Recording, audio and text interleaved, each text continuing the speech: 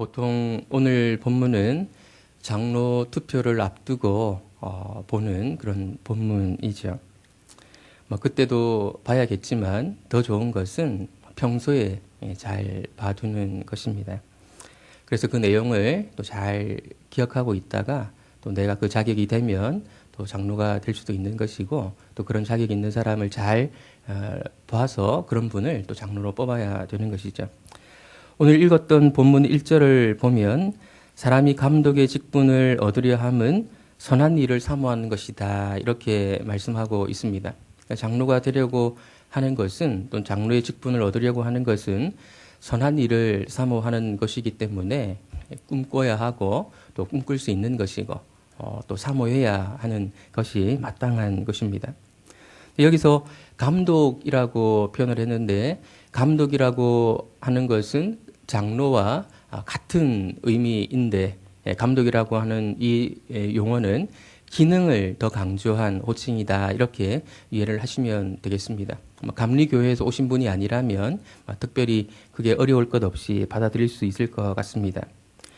디도서와 또 디모데전서도 그렇지만 사도행전 등을 보면 바울은 감독과 장로를 구분하지 않고 동의어로 사용하고 있기 때문에 감독과 장로가 같은 뜻이라는 사실을 증명하는데 우리가 시간을 많이 쓸 필요는 없을 것 같습니다. 장로의 직분을 얻으려고 하는 것은 선한 일을 사모하는 것이기 때문에 오늘 본문에 말하고 있는 바울의 표현대로라면 모든 성도님들이 장로의 직분을 얻으려고 수고하고 애쓰고 노력하는 이 모습은 선한 일이다라고 말할 수 있겠습니다. 그래서 오늘 설교의 제목을 장로를 꿈꿔도 될까요? 이렇게 한번 잡아보았습니다. 장로를 한번 꿈꾸는 그런 시간이 되었으면 좋겠습니다. 그 전에 장로가 어떤 직분인지 또 어떤 자격 요건을 갖춰야 하는 것인지 우리가 잘 알아야 되겠습니다. 먼저 바울이 말하는 장로가 어떤 직분인지 디모데전서의 문맥을 따라서 이해할 필요가 있겠습니다. 바로 앞단락에서 바울은 불신 남편을 둔 아내가 남편에 대해서 어떻게 처신해야 되는가 하는 것을 설명했습니다. 그런데 갑자기 교회의 직제에 대해서 언급하고 있기 때문에 바울이 지금 왜 갑자기 이렇게 방향을 틀어서 다른 주제를 이야기하고 있는가 하고 의아해할 수 있습니다. 오늘 본문을 이해하기 위해서는 1장부터 바울이 어떻게 이야기해 왔는가 하는 것을 간략하게라도 살펴볼 필요가 있겠습니다. 바울은 1장에서 믿음의 선한 싸움에 대해서 이야기했습니다. 디모데가 사역해야 했던 에베소 교회에는 잘못된 교훈을 가르치는 일련의 지도자 그룹이 있었는데 그들을 막으라고 바울은 명령했습니다. 그들과 맞서 싸우라는 것이었지요. 교회가 교회 되느냐 마느냐 하는 것은 결국 가르침에 달려있기 때문에 가르침이 매우 중요한 것이지요. 잘못된 가르침을 선포하고 있는 교회가 건강한 교회가 될 수 없는 것이죠. 근데 바울이 말하는 이 싸움은 누군가를 힘으로 몰아내는 싸움이 아니라 믿음의 선한 싸움이라는 것입니다. 예수님께서 바울 자신에 대해서 오래 참으심과 긍휼로 선한 싸움을 싸우셔서 박해자였던 바울을 복음의 일꾼 바울로 변화시키셨던 것처럼 디모데도 이런 모습으로 싸워야 한다는 것입니다. 그리고 바울은 2장에서 이 믿음의 선한 싸움이 지도자 그룹뿐 아니라 교회 내뿐 아니라 가정생활과 직장생활 내에서도 이루어져야 된다는 사실을 언급했습니다. 직장생활을 하는 남자 성도들은 자신을 핍박할지 모르는 세상의 지도자들에 대해서 이 싸움을 싸워야 한다는 것이죠. 그들의 구원을 위해 기도하는 모습으로 말입니다. 이 가정에서 불신 남편을 둔 아내들도 동일하게 이 싸움을 싸워야 하는데 그들도 그들 남편의 구원을 위해서 선행으로 단장하는 모습으로 이 선한 싸움을 싸워야 한다 이렇게 바울은 말했습니다.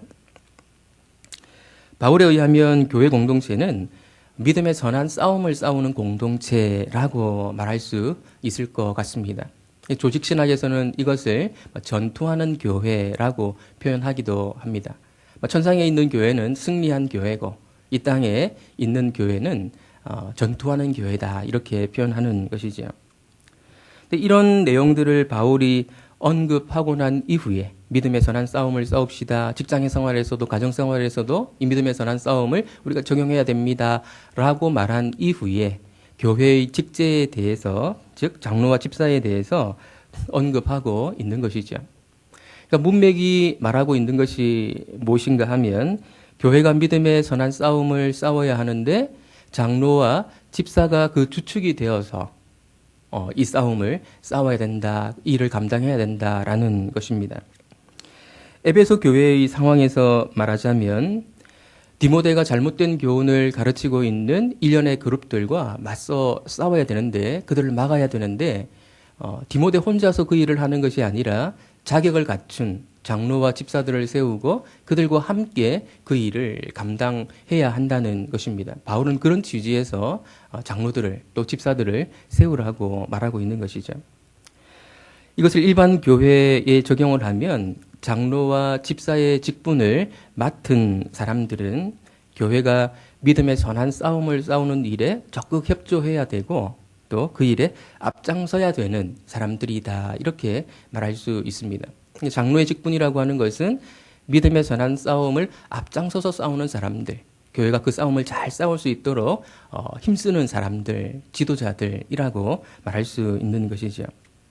교회 안에서 장로와 집사의 역할이 얼마나 중요한지 모릅니다. 그리고 그 책임이 얼마나 무거운지 모릅니다.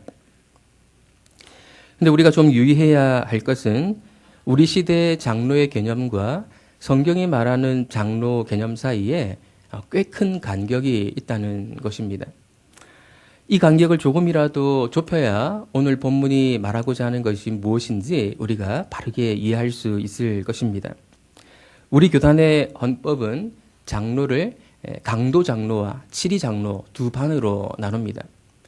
강도 장로라는 것은 주로 목사라고 부르기 때문에 교회에서 장로를 말할 때는 주로 치리 장로를 말하는 것이죠.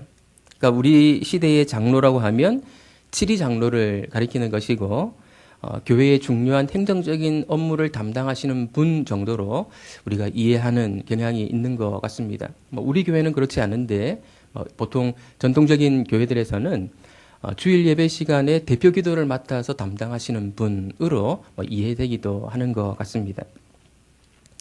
그런데 성경이 말하는 장로는 오늘 본문에서 읽은 것처럼 목회자 개념입니다. 그러니까 목사에 가까운 개념이죠. 가르치기를 잘하며 라는 기준에서 분명히 드러날 것이고 또 우리가 구체적인 자격 요건들을 살필 때 또 분명히 드러나게 될 것입니다. 그러니까 성경이 말하는 대로 교회의 장로를 선출한다고 하면 목회자의 역할을 할 수 있는 분을 세우는 것을 말하는 것입니다.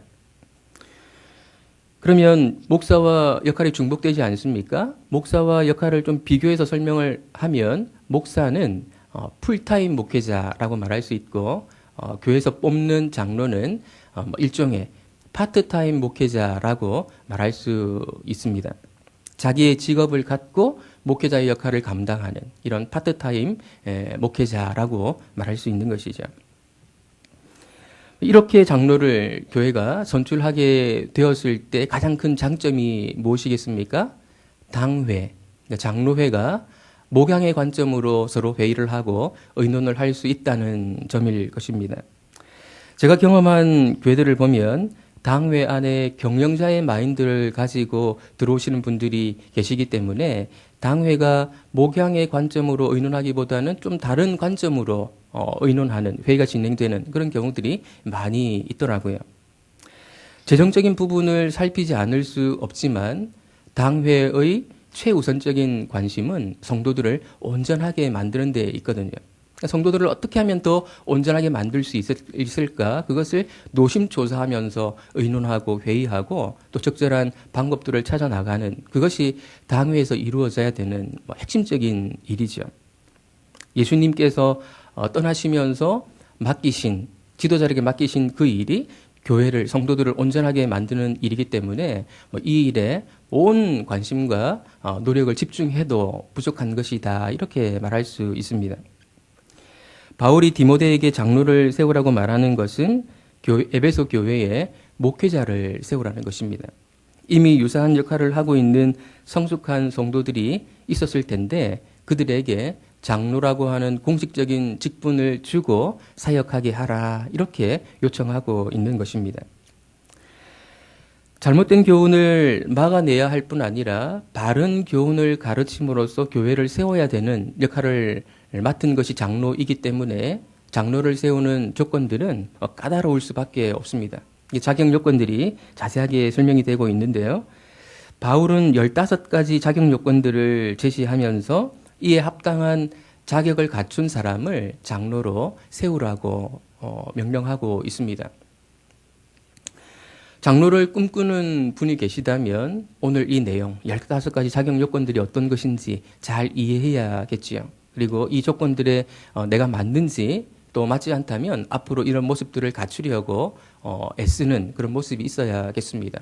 혹 장로를 꿈꾸지 않는 분이라 할지라도 이 자격 요건들을 잘 알아야 할 것은 앞으로 또 교회가 장로를 뽑아야 할 것이기 때문에 이런 자격 요건을 갖춘 분을 뽑아야 되기 때문에 우리가 이 요건들을 잘 이해할 필요가 있는 것이죠. 이 15가지 자격 요건들은 크게 두 부분으로 나눌 수 있습니다. 개인적인 자질과 관계적인 자질. 이 두 자질들을 고루 갖추고 있어야 된다. 균형을 갖추고 있어야 된다라고 말할 수 있는데요.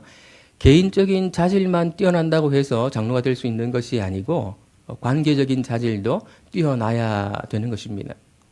관계만 잘 맺는다고 또 장로가 될 수 있는 것이 아니고 개인적인 자질도 우수해야 되는 것입니다.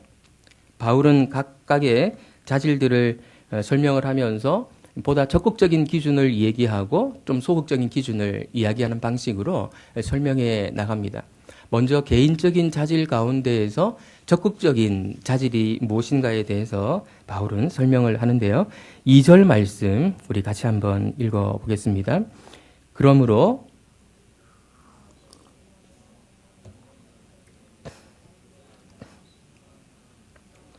나그네를 대접하며 가르치기를 잘하며. 가장 먼저 언급되는 장로의 자격 요건은 감독은 책망할 것이 없으며, 즉 장로는 책망할 것이 없어야 한다라는 그런 기준을 제시하고 있습니다.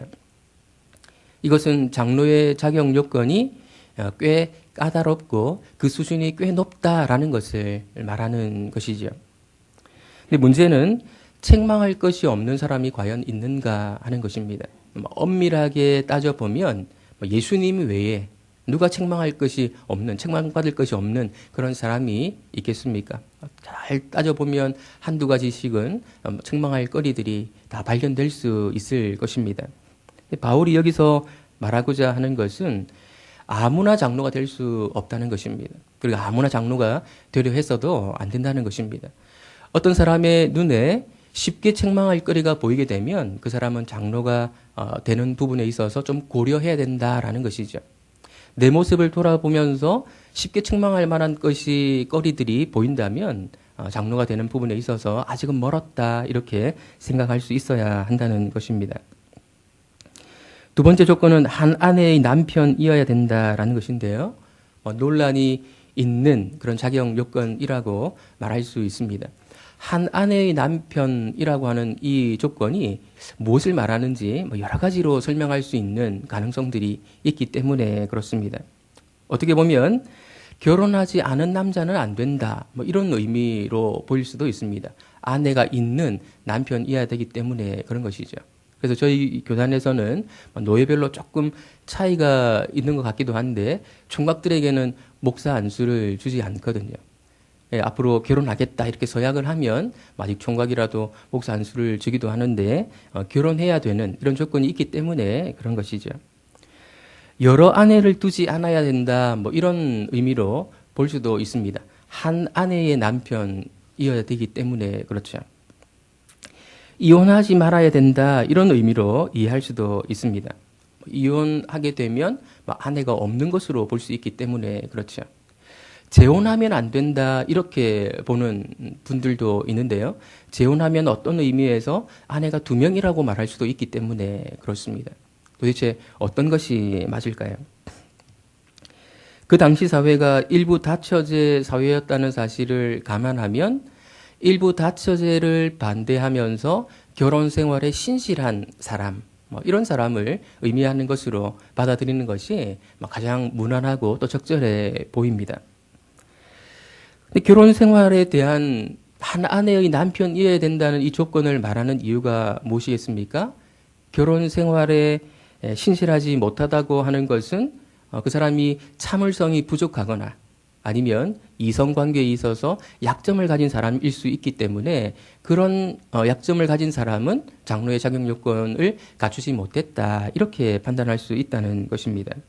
그래서 장로를 뽑을 때 또는 내가 장로가 되려고 꿈꾸고 있다면 결혼 생활에서 신실한 모습을 보이고 있는가 그것을 자신을 살펴야 되고 또 다른 뽑을 분을 살필 필요가 있습니다.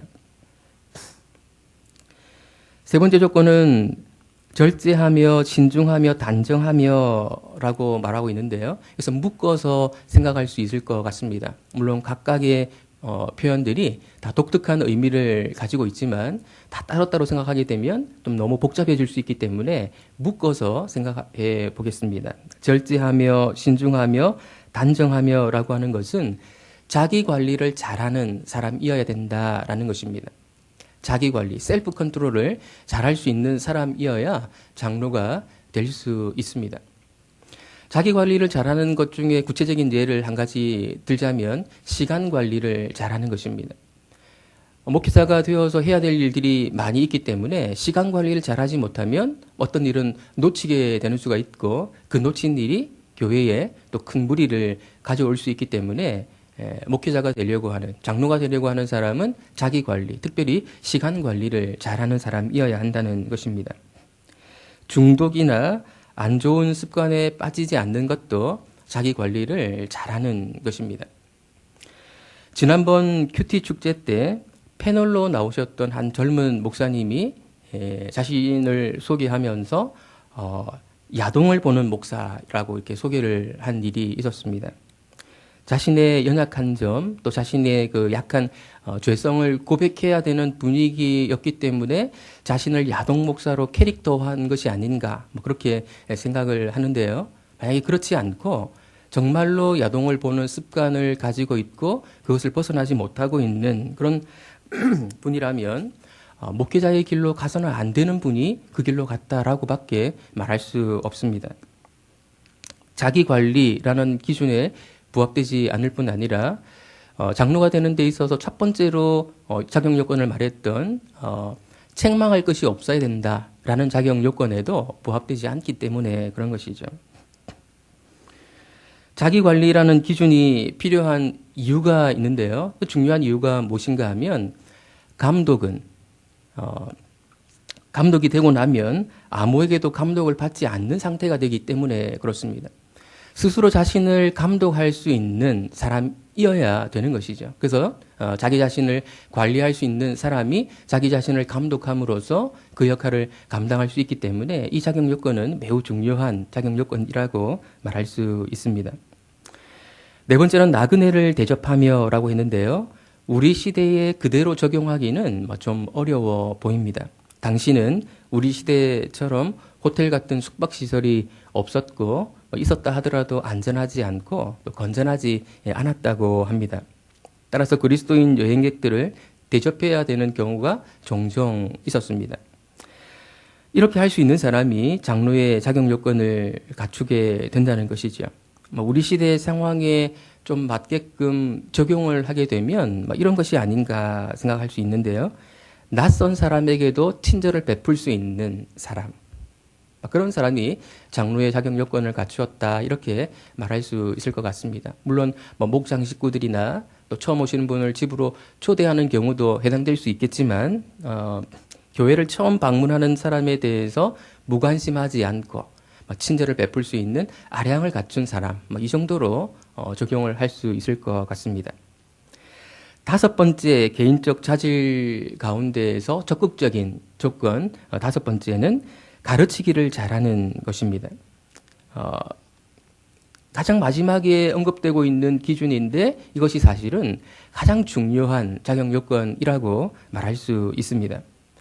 사실 앞에서 언급되었던 요소들은 잘 가르치기 위해서 필요한 전제 조건들이다 이렇게 말할 수 있습니다. 책망할 것이 없고 결혼 생활을 신실하게 잘 해야 하고 자기 관리를 잘하고 그리고 나그네를 대접할 수 있는 사람이 가르쳐야 그 가르침이 먹힐 수 있지 않겠습니까? 목회 서신에서 가르침이라고 하는 것은 복음을 그 내용으로 하기 때문에 장로는 복음을 충분히 깊이 있게 이해하고 있는 사람이어야 합니다. 가르침을 대표하는 것이 설교이기 때문에 원칙적으로 말하자면 설교할 수 있는 분을 장로로 세워야 되는 것이죠. 근데 설교라고 하는 것이 굉장히 전문적이고 또 쉬운 일이 아니기 때문에 설교 잘하는 분을 이렇게 세워서 설교하게 하는 일이 실제로 쉽지가 않더라고요. 제가 우리 예수향람교회 오기 전에 성경사역연합이라고 하는 단체에 오랫동안 몸담고 있으면서 한국교회에 좀 성경적인 원리들을 제대로 실현해내려고 애쓰고 노력하는 그런 시간들을 좀 많이 가졌었는데요. 일반 장로님들을 장로님으로 세우고 난 이후에 그분을 설교자로 세우려고 이렇게 많이 애를 써봤는데 그게 쉽지가 않더라고요. 신학 교육을 받은 목사도 설교를 한번 하는 일이 굉장히 부담스럽고 힘든 일인데 신학 교육을 받지 않은 분에게 설교를 시키는 일은 정말 쉽지 않은 그런 일이었습니다. 설교가 가르침을 대표하기는 하지만 설교만 가르침은 아니거든요.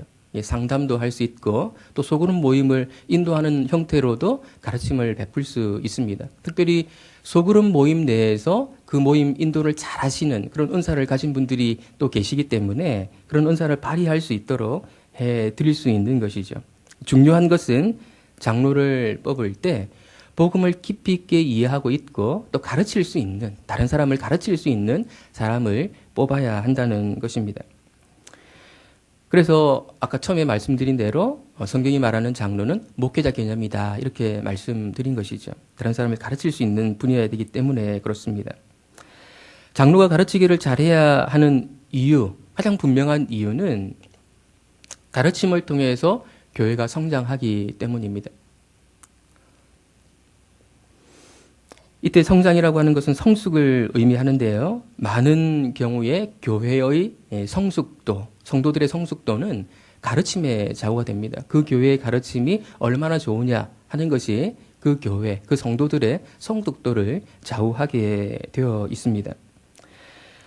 이 다섯 가지가 개인적인 자질들 가운데에서 적극적인 기준들이라면 다음은 소극적인 기준인데요. 3절 말씀 우리 같이 한번 읽어보겠습니다. 술을 즐기지 아니하며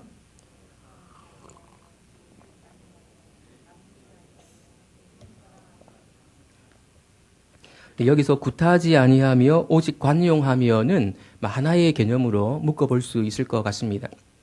구타하지 않는 대신 그 대안으로 어떻게 해야 되느냐? 관용해야 된다. 이렇게 볼 수 있다는 것이죠.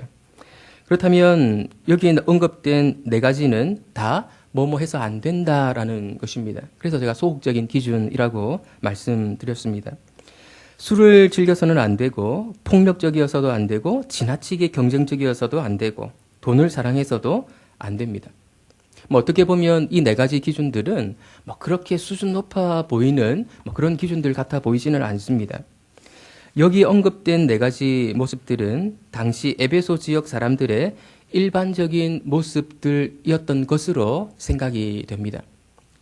그러니까 그들은 술을 좋아하고 자기 처자를 쉽게 구타하기도 하고 잘 다투고 또 돈을 사랑하는 그런 모습으로 살았던 것이죠. 우리 시대에도 이런 사람들 이야기가 뉴스에 종종 등장하지 않습니까?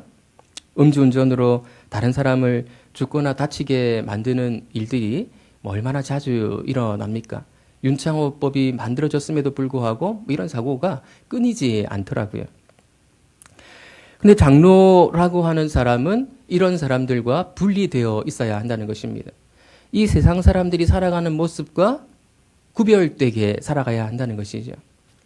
다시 말해서 세상 사람들이 살아가는 방식을 따라 사는 사람은 교회 지도자, 장로가 될 수 없다는 것입니다.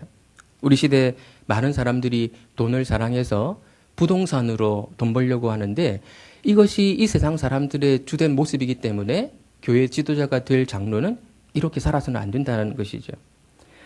우리 시대 많은 사람들이 경쟁에 이겨서 성공하려고 하는데 할 수 있으면 다른 길을 찾는 사람이어야 한다는 것입니다. 세상 사람들과 동일한 방식으로 살면서 교회 지도자가 되면 언젠가 달이 나게 될 것입니다. 그렇다면 이 소극적인 기준, 이 세상 사람들이 살아가는 모습과 구별되어야 된다. 이 세상 사람들이 살아가는 방식과 다르게 살아야 된다라는 이 기준도 알고 보면 수준 낮은 그런 기준이라고 말할 수 없겠죠. 왜 수준 높은 기준이라고 말할 수 있을 것입니다. 지금까지 언급했던 기준들이 개인적인 자질과 관련된 기준이라면 남은 내용들은 관계적인 기준입니다. 다른 사람과의 관계 속에서도 드러나야 되는 그런 어떤 자질들이라고 말할 수 있습니다. 이 관계적 자질에서 가장 중요한 것은 자기 집을 어떻게 다스렸는가 하는 것입니다. 이렇기 때문에 어느 한순간에 장로를 뽑기 바로 직전에 그 사람의 모습을 보고 평가하는 것은 모순일 수 있겠죠. 가정을 잘 다스린다고 하는 것은 오랜 기간 동안 이루어지는 과정이고 작업이기 때문에 평소에 그런 모습들을 갖춰야 되고 또 그런 모습들을 잘 봐둘 필요가 있는 것입니다. 4절, 5절 말씀 같이 한번 읽어보겠습니다. 자기 집을 잘 다스려 자녀들로 모든 공손함으로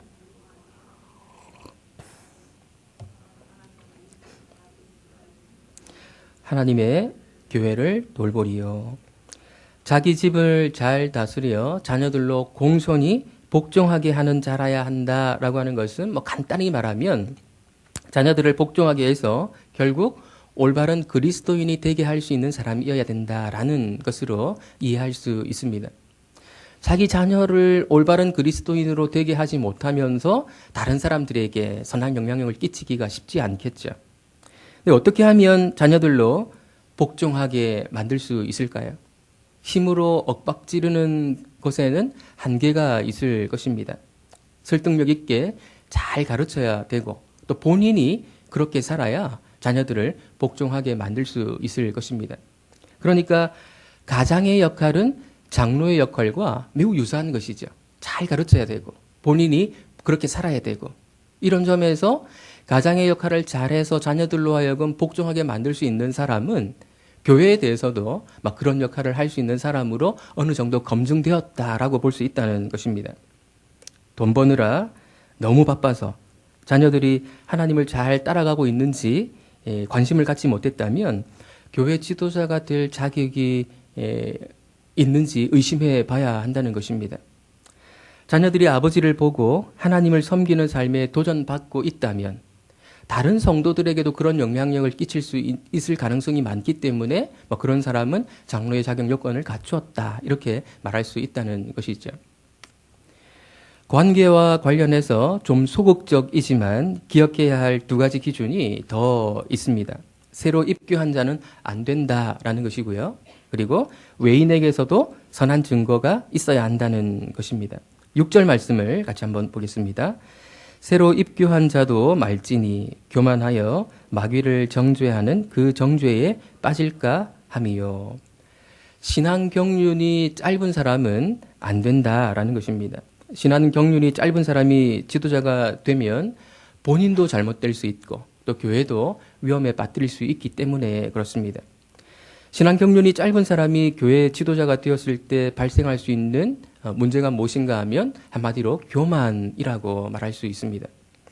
사회적 지위도 있고 또 머리도 좋으니까 교회에서도 빨리 지도자가 될 수 있네 라고 생각할 수 있게 만들어서는 안 된다는 것입니다. 실제로 장로의 자격 요건들을 갖추고 또 검증을 해보기 위해서는 꽤 많은 시간들이 필요하거든요. 앞에서 언급되었던 개인적인 자질들이 제대로 갖추어지려면 그리고 관계적인 자질들이 제대로 갖추어지려면 특별히 가정에서 자녀들 잘 다스려서 복종하게 만들 수 있는 그런 결과물을 만들어내려면 꽤 많은 시간들이 소요되기 마련이거든요. 그래서 그 검증 시간들이 있어야 되기 때문에 짧은 시간에 신앙생활을 한 분을 장로로 세우게 되는 것은 위험한 일일 수 있다는 것이지요. 여러 가지 문제 가능성이 있기 때문에 충분한 검증 시간을 거치기까지 신앙 경륜이 짧은 사람은 장로가 되지 않는 것이 바람직하다는 것입니다. 교회에 온 지 얼마 되지 않았는데 내가 한번 장로가 되어봐야지 그렇게 마음을 먹어서는 안 된다는 것입니다. 충분한 검증 시간을 스스로에게도 줄 필요가 있다는 것입니다. 또 한 가지 소극적인 기준이 있는데요. 7절 말씀, 마지막 말씀 같이 한번 보겠습니다.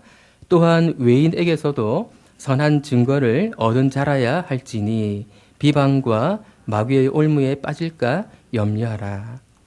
교회 밖에서도 칭찬받는 사람이어야 한다는 것입니다. 상식적으로도 그 사람은 인정받을 수 있는 사람이어야 한다는 것이죠.